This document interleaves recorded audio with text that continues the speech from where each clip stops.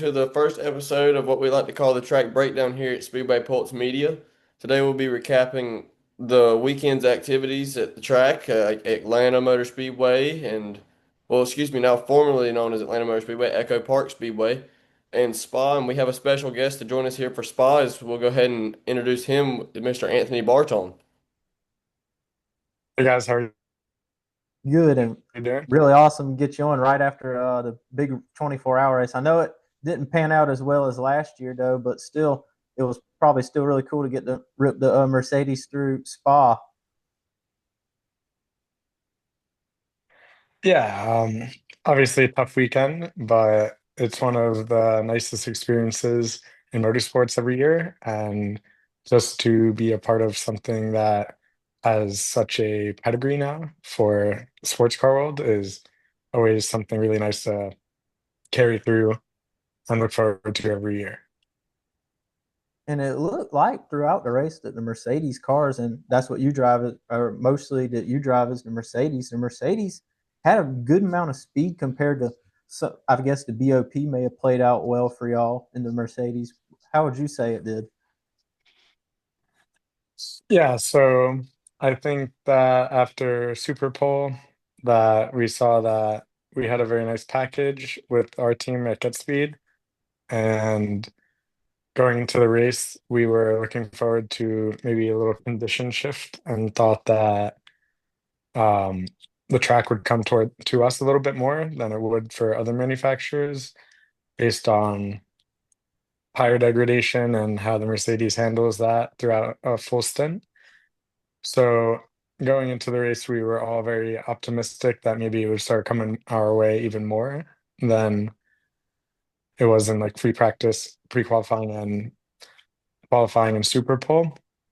So it was looking like it was going to end up being a very nice day for us. But obviously we had a few DNFs in our team and we didn't get to see how we'd shake out.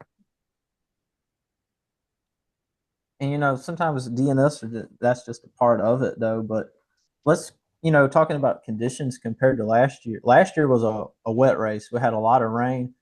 Do you think with the way it played out with the dry that the Mercedes maybe ran better this year in the dry compared to the wet?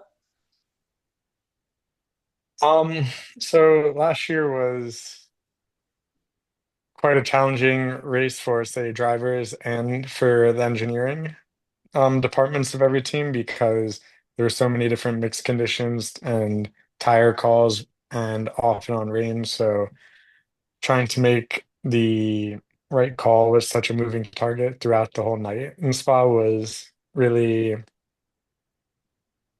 probably the most crucial parts of the race. Like, I don't think that last year we had maybe the same package and overall performance. However, especially for my car, we were, I think, like a mid-pack car, honestly, on performance. But the second it became like 11 o'clock in the evening, and the game changer for us was that when it started raining very hard, and it was full course yellow, and everybody was going to go to box. And they showed it on the live broadcast that our engineer Antar asked Yannick Metler, so man, what do you think the tire call is going to be? And I kid you not, literally the entire grid decided they were going to go on slicks. And he said, I'll take wets. He said, are you sure? And Mettler said, 100% it's wets. The whole grid went to the box for slicks, and it was not the right call for the whole grid. So we ended up leading as a silver car overall for a few laps, and that kind of changed the whole dynamic of the race for us as then we were a front running car because we made the one proper call. And then followed by um there was another time where we had to switch to slicks and we made the call at the right time again. So we stayed up in front where a lot of our competitors maybe went a lap down at that time or were not on their tire and lost a lot of time on track. So last year, I would say we didn't really have the same package and performance as we did this year. However, this year, I think that everybody, at least in our team, was very happy and very confident with what we were bringing to the track, and we were all excited to see what was going to happen. But obviously, the number six car, our sister car in silver, DNF'd with a technical issue. And then a few hours later, like 2 hours, we had a technical issue as well. And then for our pro car, there was some contact, so we didn't really get to see any of our cars.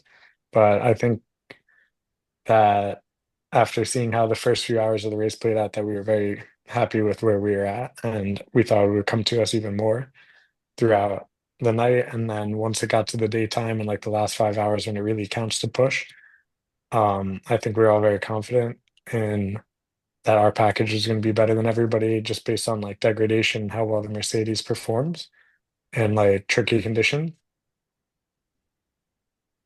Yeah, that's Spa is a really a tough track on the tire deg. I feel like just the uphill and downhill. It looked like, from what I've been able to see and through laps through sims, that going through Eau Rouge just did uphill flat out really eats the tires a good bit compared to some of the corners there. And I know that in that race y'all run Pirelli, and then compared to other series like say IMSA this year, y'all did Michelin, and I believe with Le Mans Cup it was Michelin. How does the different tires compare to each other at tracks that you may have experience at just on different tires? So it's a very good questions. Something that I wish more people would understand is that depending on like what tire company you're running and which compound you're running for any given weekend or like throughout the year, they might change or develop new tires and next year you get something new. It's a huge factor. So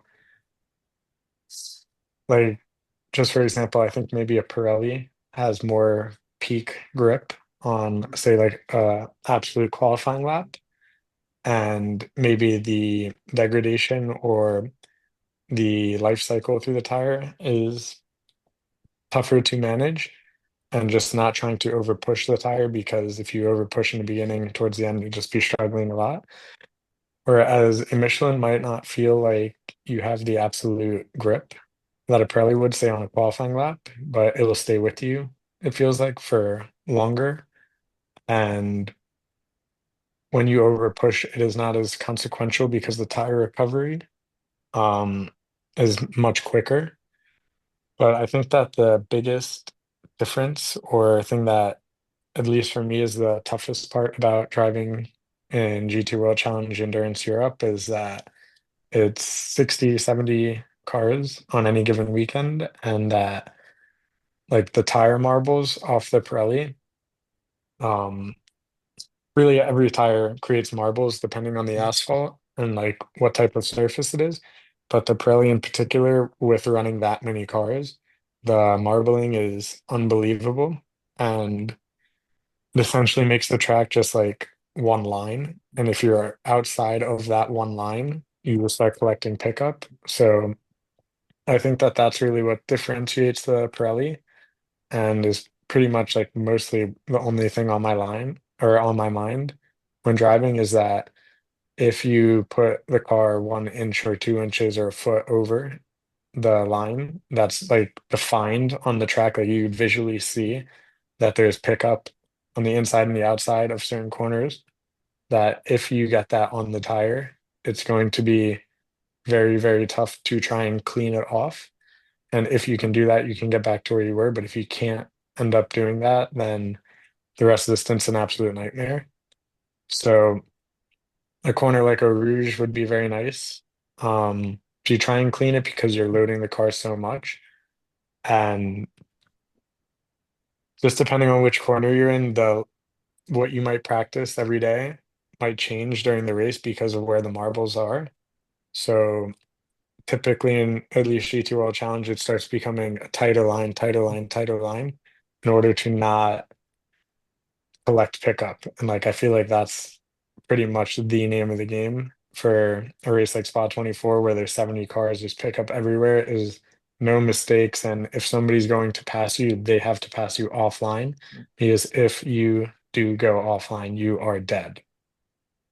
Yeah, I noticed watching through the broadcast when they would show the cars coming to pit stops, just the amount of marbling that was getting on them. And it's like you say, you have to move around to essentially pass. It becomes sort of a single groove in some sense of it, though. But the amount of marbling I saw really, and throughout the corners on the track was just really shocked me how much that the it ate away at it compared to seeing other series that use other different types of tires. But sometimes it's not really a tire. It's like you said, the track, just the way the track is built and way maybe the way the car loads in different corners. Right, and kind of like you say, with F1 making Pirelli, do you think that with them wanting the peak grip of the soft tire, do you think that has a play in how y'all's tire is made as well? Honestly, I'm totally the wrong person to ask for, say, tire development or anything pertaining to that. Um, I have been quite lazy. I haven't watched much F1 this year. Um, but I would say that I think it's 50-50 on just like drivers who drive GT3, which tire they prefer, because they both have um, benefits and cons. But I'm not 100% sure on like say what the correlation between like a the compounds they'll use on a hypercar versus at least for Michelin's to a GT3 and to an LMP2. Like I think that they might be quite different, but I'm not totally sure. So then when you're factoring in Formula One, I have no idea. And kind of more focusing, shifting our focus here to more of your career and what how your career developed and everything.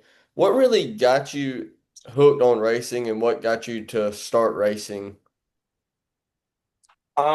So my dad drove drag racing in the United States for 30 years and currently still has an alcohol funny car team. So my whole life, he was always racing, and he got to drive nitro funny cars for 10 years and did alcohol funny car for, I don't know, it feels like my whole life. And I guess that we really, I didn't grow up watching too much racing, but the races we did watch were 24-hour Le Mans and Daytona. So sports car racing was always something that me and my dad watched together. And then I think the biggest fundamental part was that my dad was very good friends with a gentleman named Andy Pilgrim, Okay. and he got to drive all over the world and a multitude of different cars. And he was with Corvette for a very long time. And that was always somebody who would come over for like Thanksgiving, and you get to hear like how he was doing, what he was doing, and all the cool things and opportunities he got to enjoy throughout his career. And I lived life like just any totally normal kid, went to school, went to high school, and I went to university. And I guess 2 or 3 years into university, my dad just said, like, what do you want to do? Do you want to do something? Um, what do you want to do with your life? And I always thought that I would just like continue doing school and get a real job, honestly. And he was like, why don't we try motor racing? So I went to see Andy Pilgrim at National Corvette Museum, Oh yeah.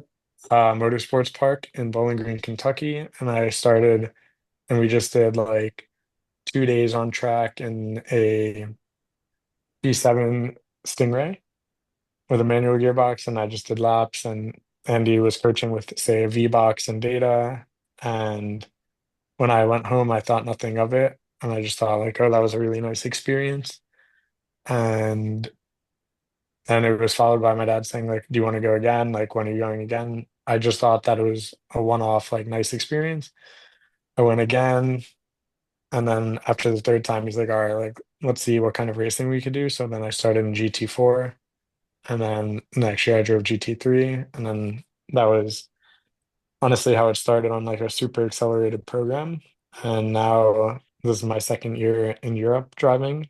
And this is like all I do, honestly. And it's been quite a crazy experience. Yeah, Right. to go from just starting out to last year winning the Spa 24 hours and racing at all these fantastic tracks like Lamar the last couple of years and got to win at Lamar this year. Even though it wasn't a 24 hour, still a win at Lamar is huge. How big for that was you being an American and standing on top step of the podium, just kind of looking down. Yeah, it was honestly one of the coolest experiences so far in this racing journey.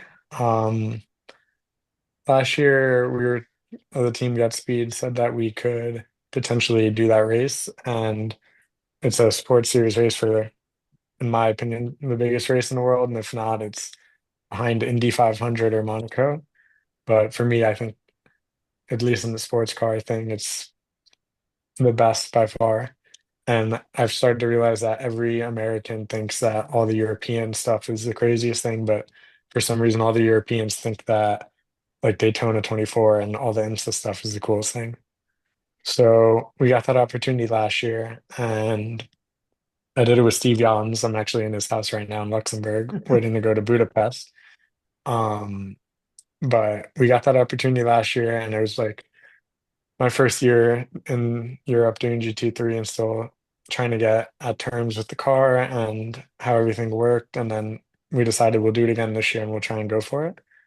And I don't know, it just came together really nicely at the end of the day. We had a very proper package there. And, he does his job, I do mine. And hopefully we could be at the front. And that's what happened on the first day.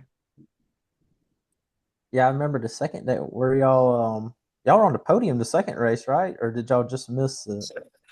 The second day, I started the race, and I started the race, I think in, I don't know, fifth, Mhm. something like that, because qualifying was red flagged for both sessions. So it was based on your free practice one and two. But we honestly we were quick in practice, but we did track limits on of pretty much every other lap. So like I think we started 10th or 11th on the first day and fifth the second day. So I started that race. Um, the job was because I was going to be driving against, say, bronze drivers, that the job was first lap, try to be in first. And after the first lap, there's a safety car. So that didn't go as planned.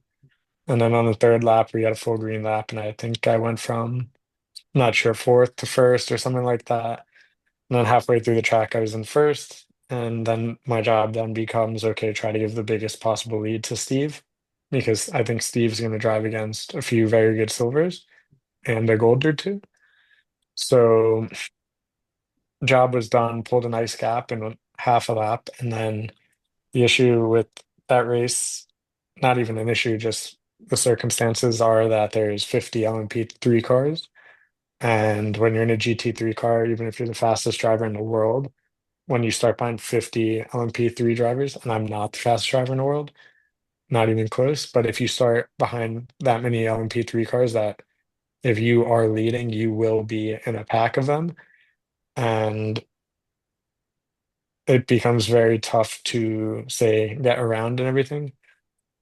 And maybe it's some people just starting out racing. So when we were going in the pit lane, I think honestly, I probably lost 5, 6 seconds just trying to get into the pit lane because the guys in front of me were like, when you have the blend line for the pit lane, Mhm.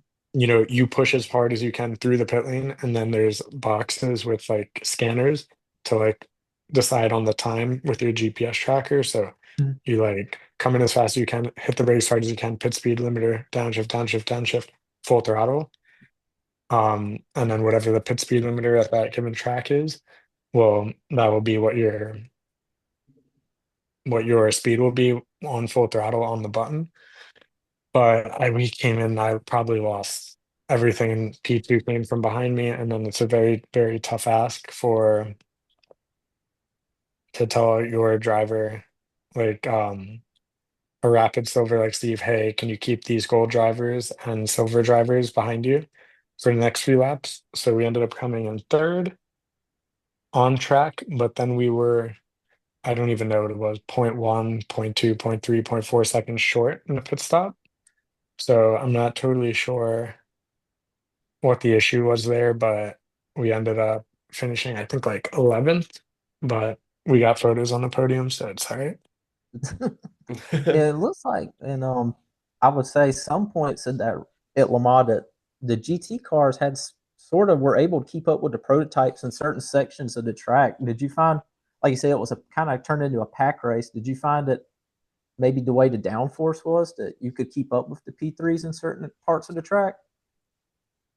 Um, I think that maybe it's just a combination of, that there's for like races like Road to Le Mans, it's more of a learning environment and learning Mhm. culture to like try and give nice track time to, well, at least for like someone like me who's not doing WEC right now, to have track time at like one of the greatest venues in the world. And like, I guess it's supposed to be like a feeder road to Le Mans. So I think that just when there's 60 cars and, there will be all sorts of different talent levels and people are just starting off that say the guys in the back of the 60 car field or 50 car field will be more looking for pace or looking for it more.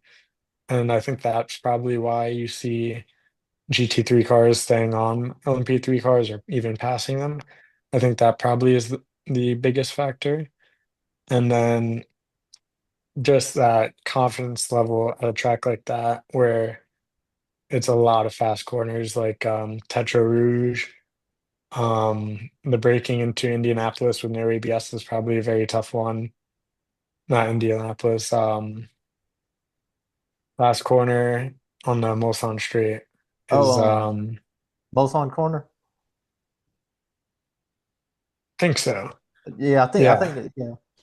And then Indianapolis is quite, big commitment and then the Porsche curve. So I think that like when you have like very, very big commitment corners that you'll see a bigger delta.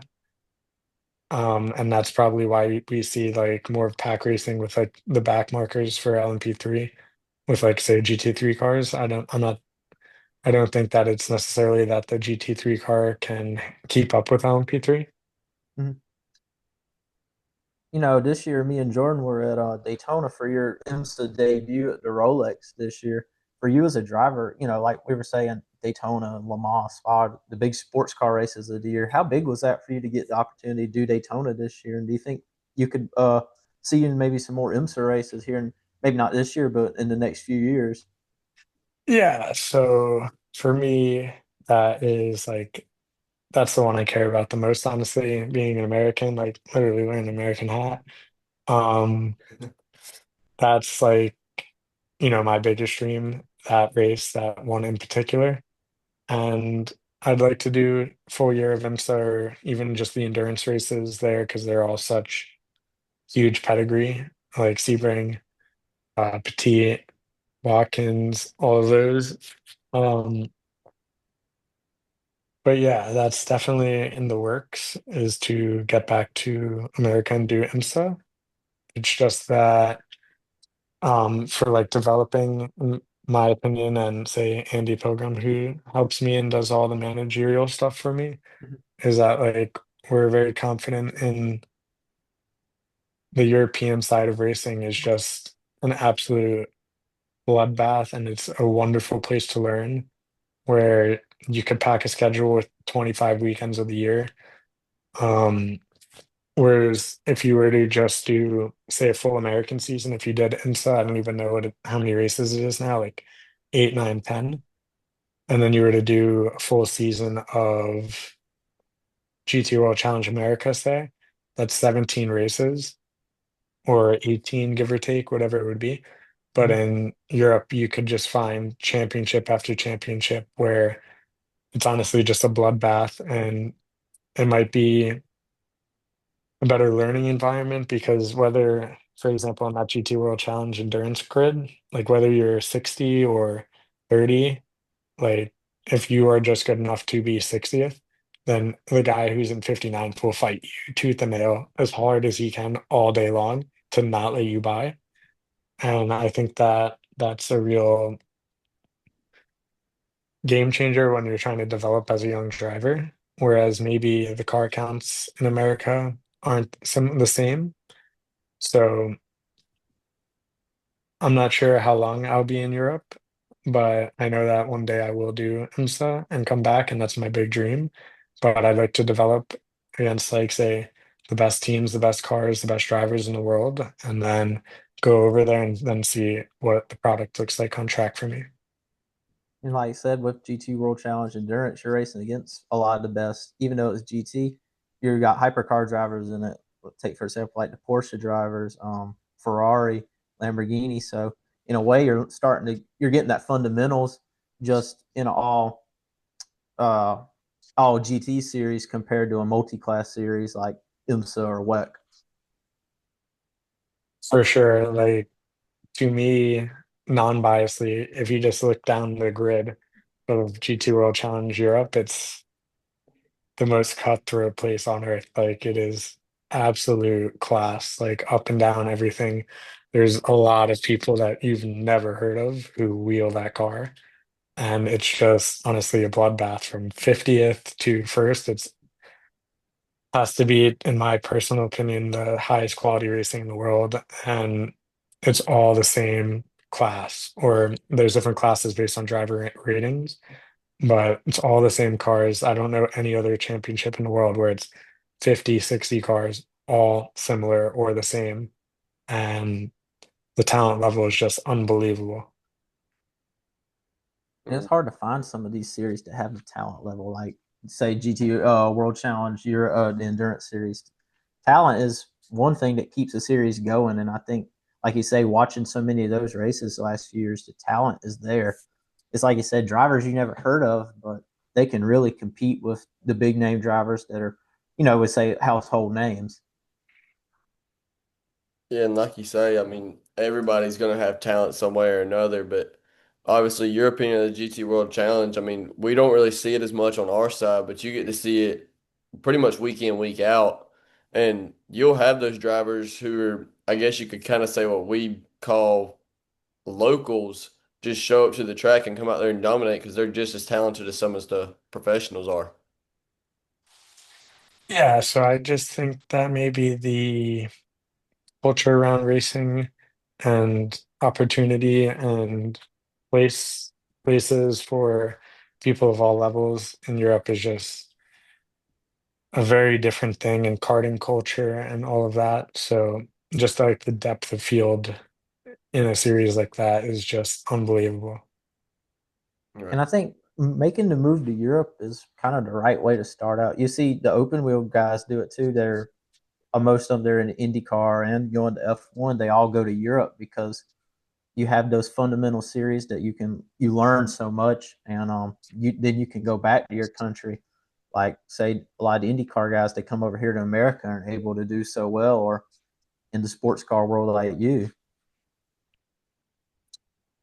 Yeah, I just think like everything I just said, it's there's so much and there's so many places for people of all talent levels that if you want to just develop and develop and develop, there's so much opportunity and there's so many racetracks, there's so many teams that